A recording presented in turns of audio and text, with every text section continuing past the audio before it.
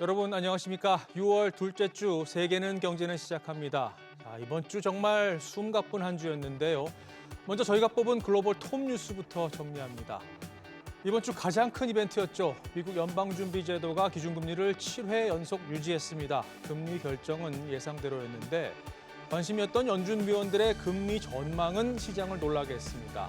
올해 한 차례, 내년 네 차례 금리를 내릴 것으로 전망했는데요.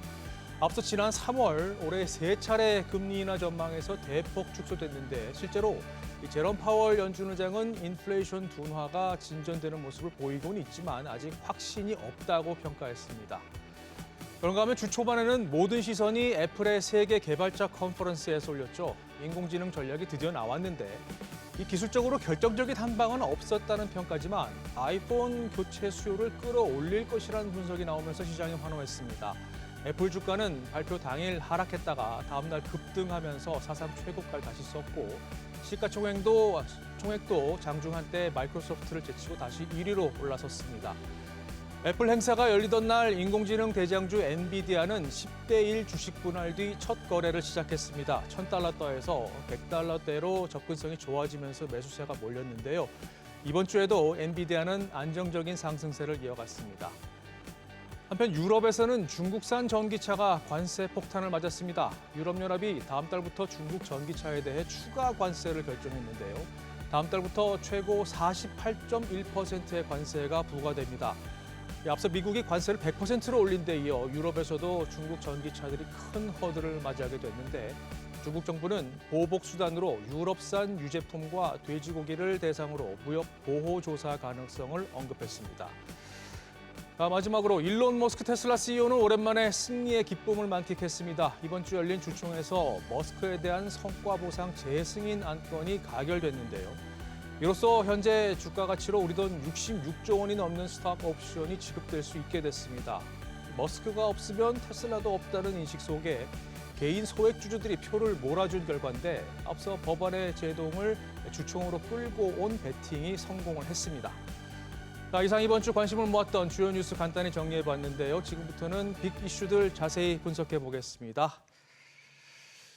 미국 연준의 FOMC 회의 결과부터 짚어보죠. 관전 포인트는 4개였습니다. 기준금리 결정, 파월 의장의 발언, 경제 전망, 그리고 향후 금리 경로 예상을 담은 점도표. 이 가운데 점도표에 가장 큰 관심이 쏠렸었는데요. 앞서 지난 3월에는 올해 세 차례 금리 인하 전망이 나왔고 그동안 나온 지표 등을 감안했을 때 이번엔 두 차례로 줄어들 것이라는 관측이 많았습니다. 그런데 이게 이번에 한 차례로 전망됐습니다. 그러면서 금리 인하 시점에 대한 예상이 더 복잡해졌는데요. 이한나 기자와 이번 FOMC 회의 결과 자세히 짚어보겠습니다.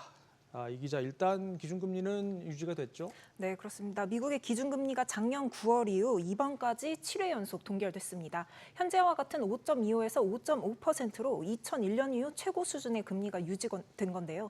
물가 흐름이 연준을 움직일 만큼 크게 둔화하지 않고 있기 때문입니다. 제롬 파월 연준 의장 설명 들어보시죠. Inflation has eased substantially from a peak of 7% to 2.7%. But is still too high. We do not expect it will be appropriate to reduce the target range for the federal funds rate until we have gained greater confidence that inflation is moving sustainably toward 2%. So far this year, the data have not given us that greater confidence.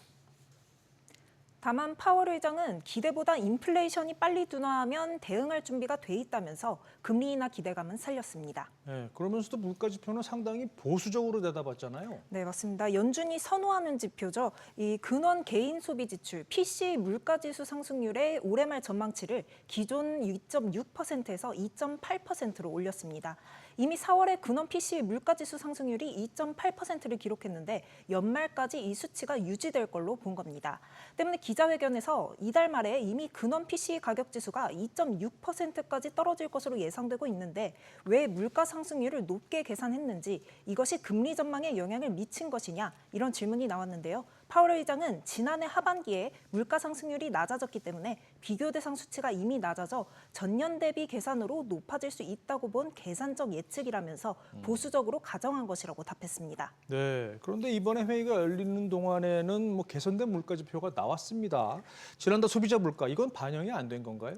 네, 금리 발표 직전에 나온 이 5월 CPI는 시장 전망보다 0.1%포인트 낮아 둔화되는 것으로 확인됐었죠. 때문에 기자회견에서도 FOMC 위원들이 5월 CPI를 보고 마음을 바꿨냐라는 질문이 나왔는데요. 어떤 사람은 반영하지만 대부분의 사람은 일반적으로 단 하루 만에 반영하지 않는다고 파월 의장은 답했습니다. 이는 5월 CPI 지표가 연준 경제 전망에 충분히 반영되지 않았을 것으로 추정할 수 있는 대목입니다.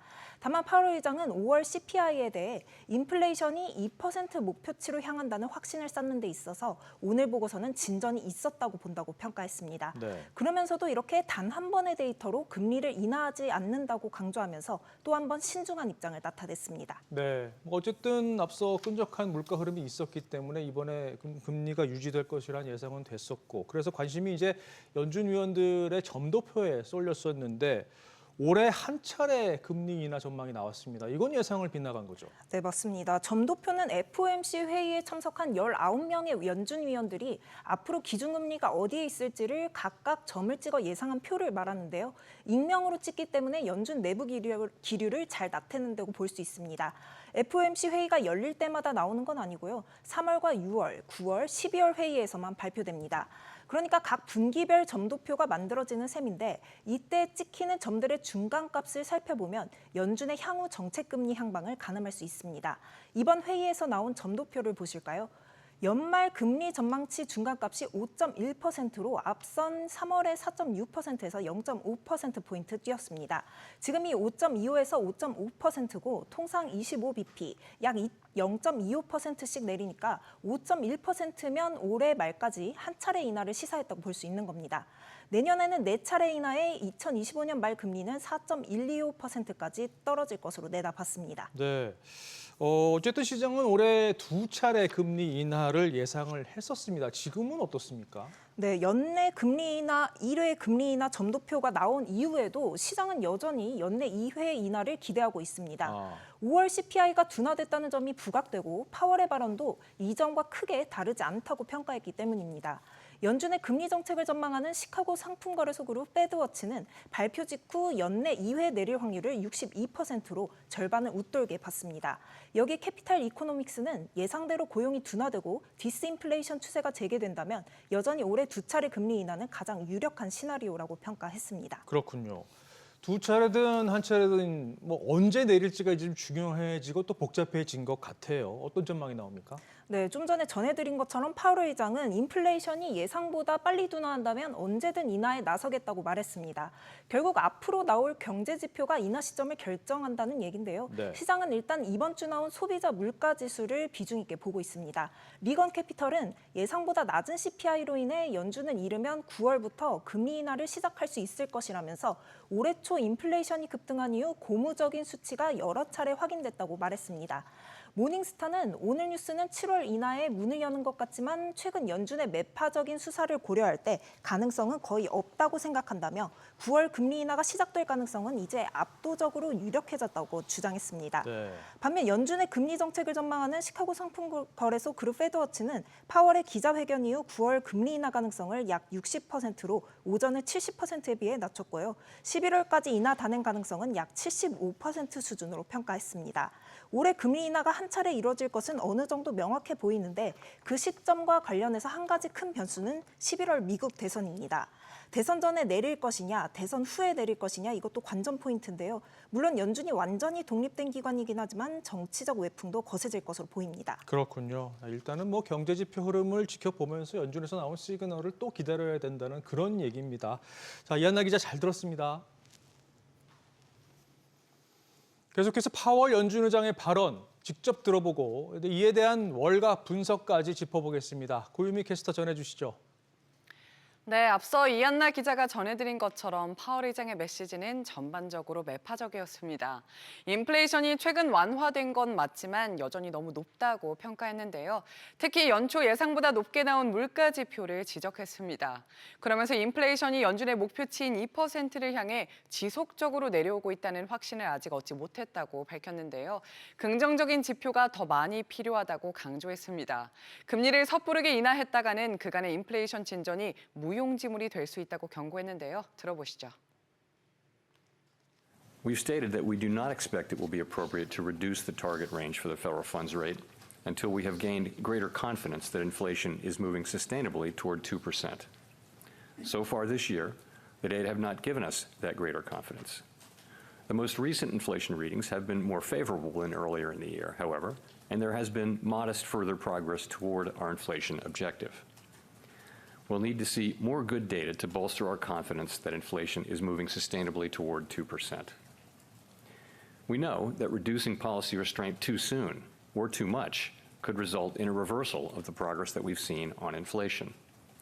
At the same time, reducing policy restraint too late or too little could unduly weaken economic activity and employment.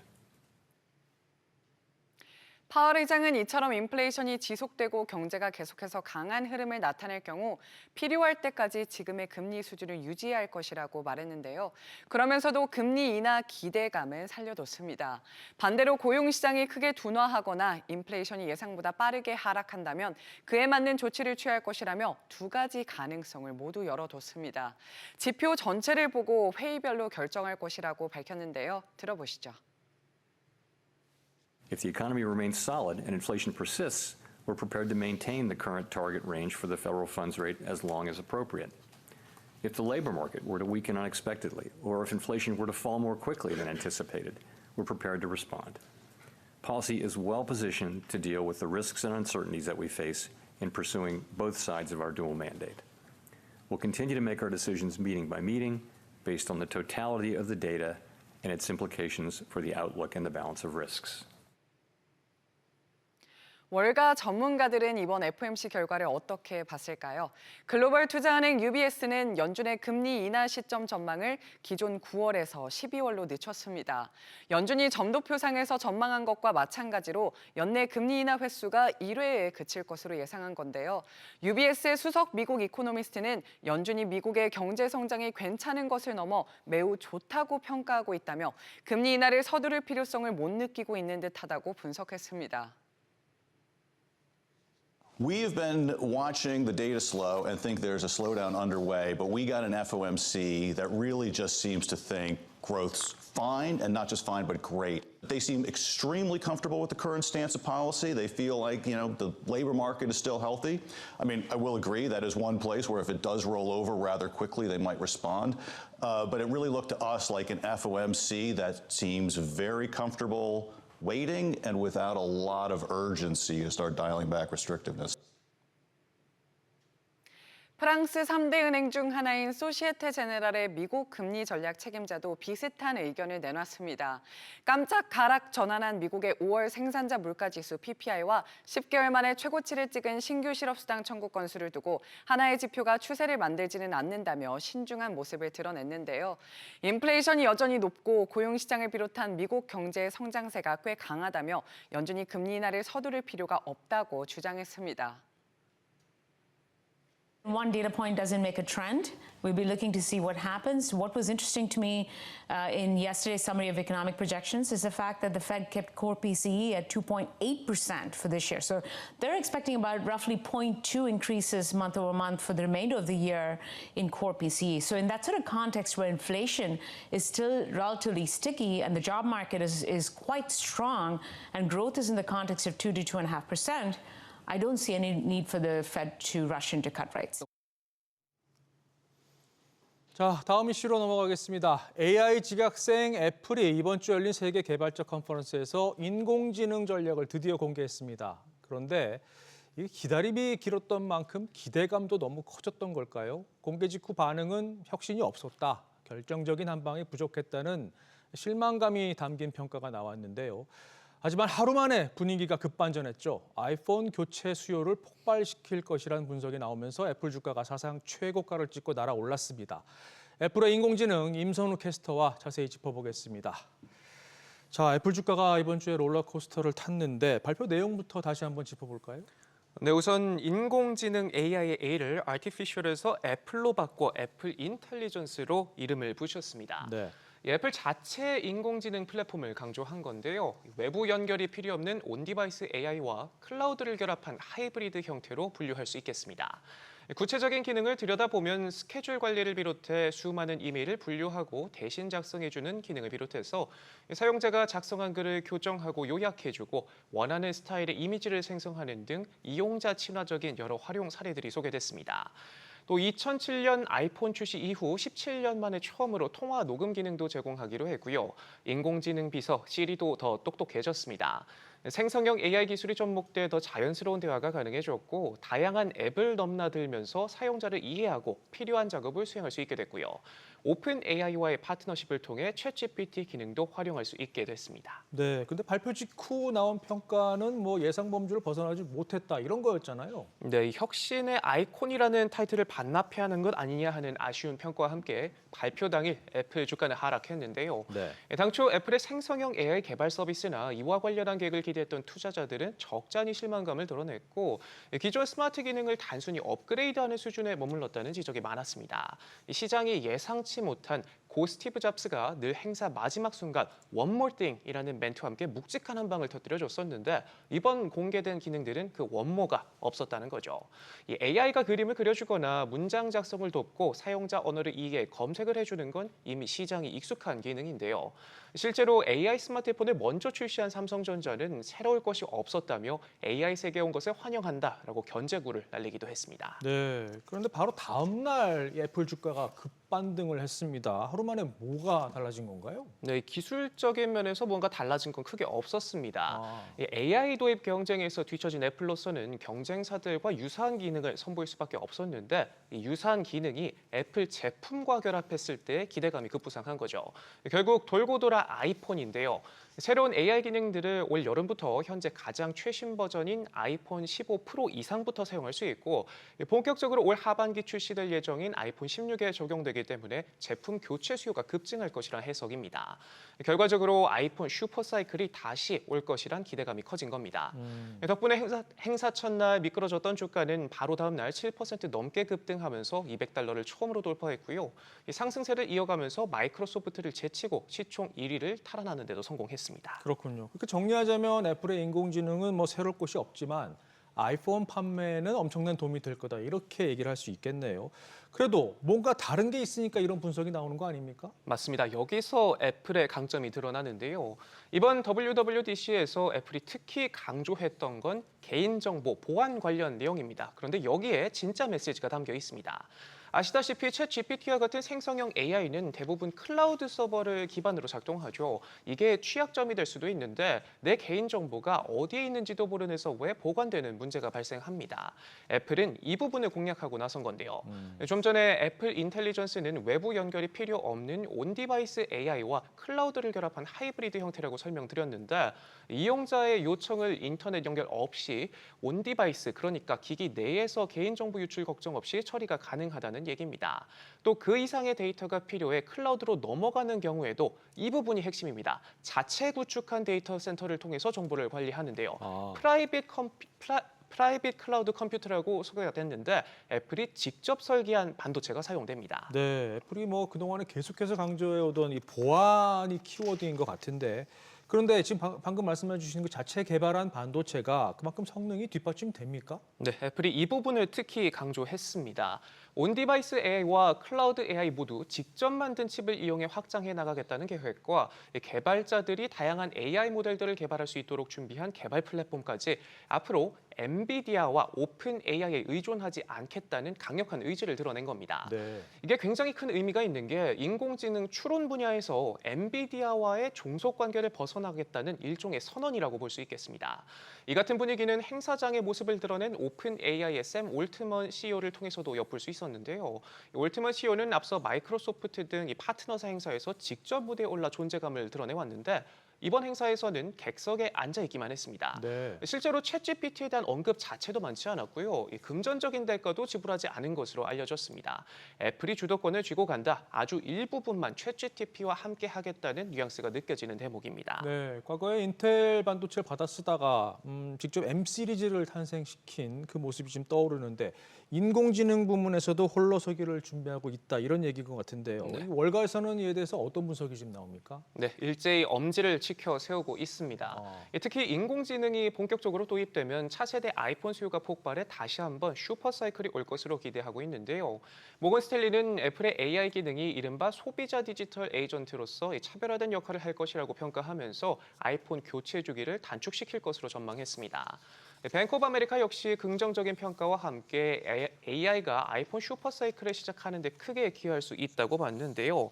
보다 구체적인 분석도 내놨습니다. 아이폰 이용자 추이를 조사해 봤더니 화면에 보시는 것처럼 현재까지 대부분의 미국 이용자들은 아이폰 11에서 13 시리즈를 사용하고 있는 것으로 나타났습니다. 그러네요. 이미 출시된 지 꽤 오랜 시간이 지나 교체 주기가 다가왔다는 건데 여기에 마침 새로운 인공지능 기능이 탑재되는 차세대 모델 출시가 겹치면서 이왕 바꿀 거 최신형으로 바꿀 충분한 명분과 함께 수요가 폭발적으로 늘어날 것이라고 기대했습니다. 그렇군요. 자, 애플 인공지능 전략의 숨겨진 메시지 잘 들었습니다.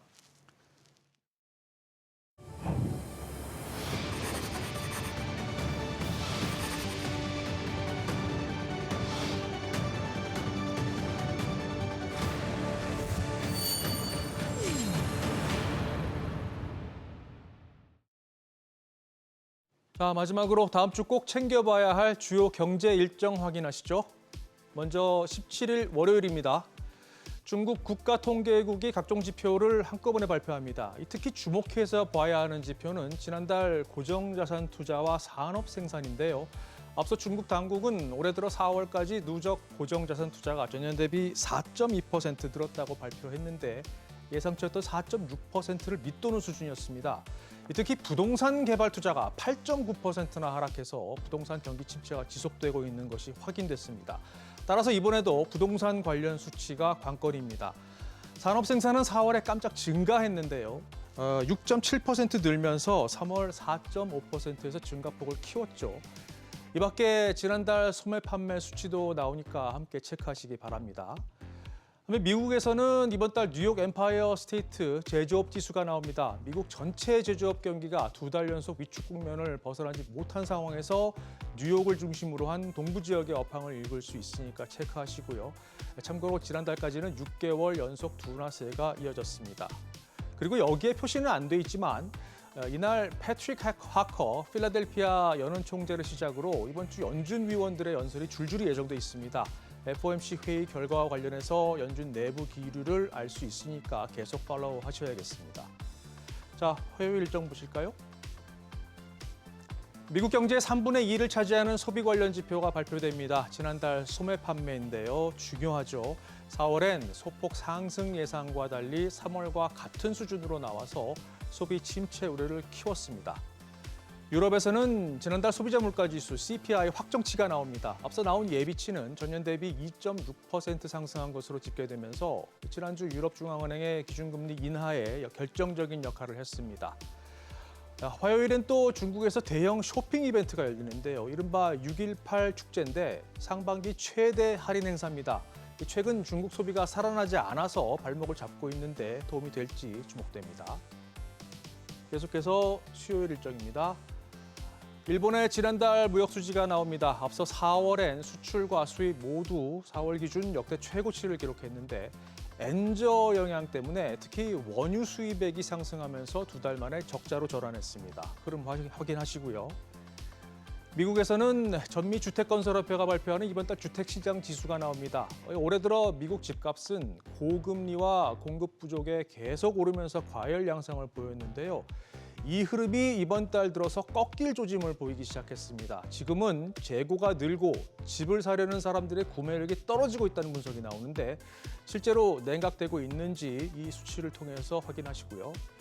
미국 증시는 이날 노예 해방일로 열리지 않습니다. 자, 목요일로 가보겠습니다. 주요국 중앙은행들이 움직입니다. 영국 중앙은행인 잉글랜드 은행이 기준금리를 결정합니다. 지난 회의까지 연 5.25%로 6차례 연속 유지했는데 이번엔 내릴 가능성이 있다는 분석이 나옵니다. 이에 앞서 중국 중앙은행인 인민은행은 사실상 기준금리 역할을 하는 대출 우대금리를 발표합니다. 지난달에는 1년 만기는 연 3.45%, 5년 만기는 연 3.95%로 3개월 연속 동결했죠. 앞서 설명드린 대로 부동산 경기 침체와 소비 부진 속에 부양책이 시급한데 위안화 약세를 부추길 수 있다는 걱정이 금리 동결로 이어졌다는 분석이 나오는데 이번 달엔 어떨까요? 한번 지켜보시죠. 이 밖에 미국 고용 지표, 또 필라델피아 제조업 지표도 확인하시고요.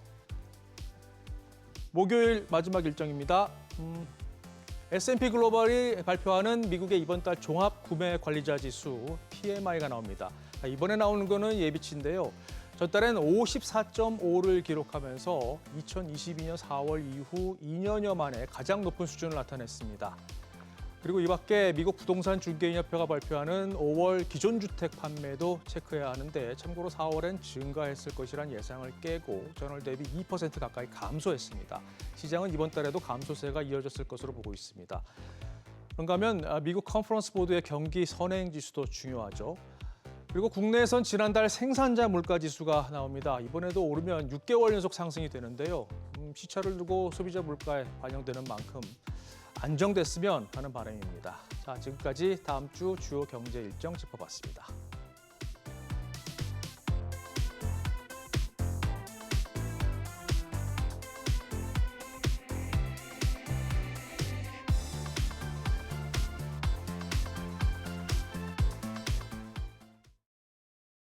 세계 있는 경제는 오늘 저희가 준비한 내용은 여기까지입니다. 다음 시간에도 한 주간 주요 이슈들의 핵심을 짚어보고 또 다음 한 주를 준비하실 수 있도록 최선을 다하겠습니다. 고맙습니다.